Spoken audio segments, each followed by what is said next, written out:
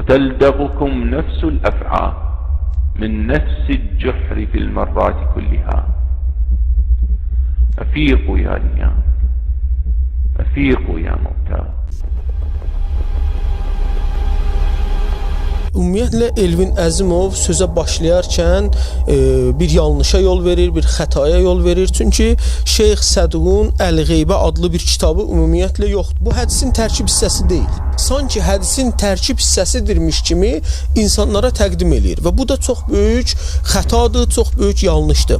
Hədisdə nə yazılıbsa, hədisi o formada oxumaq lazımdır. İnsanları çaşdırmaq lazım deyil. Deyir, yaxrucul yəmani. Yəni yəmaninin xurucu. Bunu bu cür tərcümə eləyir ki, yəmaninin Yəməndən çıxması. Yəni orada minəl Yəmən kəlməsi keçmir. Ərəb dilində yaxrucul yəmanini Yəmaninin Yəməndən çıxması kimi belə deyim tərcümə eləyir və yenə əvvəlki xətalarına yol verir.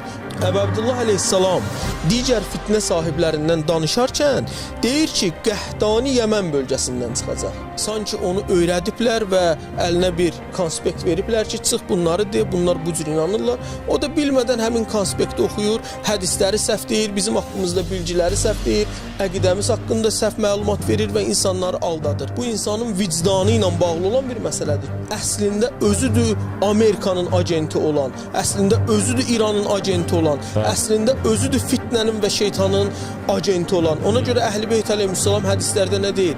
Deyir ki, İmam Mehdi əleyhissalam gələndə ilk cəbhə, ilk ön cəbhə həmin bu əməlsiz alimlər olacaqlar. Və bu əməlsiz alimlər Əhl-i-Beyt əleyhissalamın vəd elədiyi Yəmani ilə, Qaimlə, Mehdi ilə, 12-ci imamla dilləri ilə savaşacaqlar. Əhl-i-Beyt əleyhissalam nə deyir? Elvin Əzimov nə deyir? Və özünüz müqayisə eləyin ki, bax Elvin Əzimovun dediyi budur, Əhl-i-Beytin dediyi budur. Bunlar arasında nə qədər bənzərlik var? Mənim dəlilim yuxulardır, istixarədir. Bu böhtandır, bu şərdir, bu yalandır. Eybi yoxdur, burada da bir şey olmaz. Sadəcə bu məsələdə düzəliş eləyərsən, Allah qatında tövbə eləyərsən, özü öz dili ilə özünü ifşa eləyir. Səhih Buxaridə oxuduğu ki, hədis ki var, deyir Qəhdani çıxacaq. Həmin o Qəhdani ilə bu kəsdir ki, Əbu Abdullah əleyhissalam həmin kəsin fitnəkar olduğunu belə deyim, insanlara bildirir. Biz artıq İmam Mehdi əleyhissalamın əshabı olaraq imamın elmi ilə onları məhv edirik.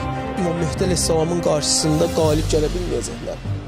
Ya eyyuhan-nas qad ca'akum burhanun min rabbikum və anzalna ileykum nuran mubina.